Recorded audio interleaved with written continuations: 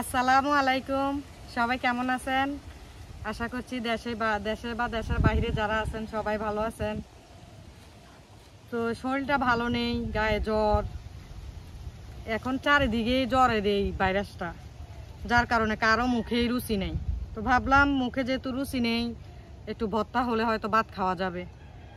তো টক পাতা দিয়ে আজকে একটা ভর্তা বানাবো। যেহেতু জ্বরের মুখ, টক পাতাটা ভালো লাগবে।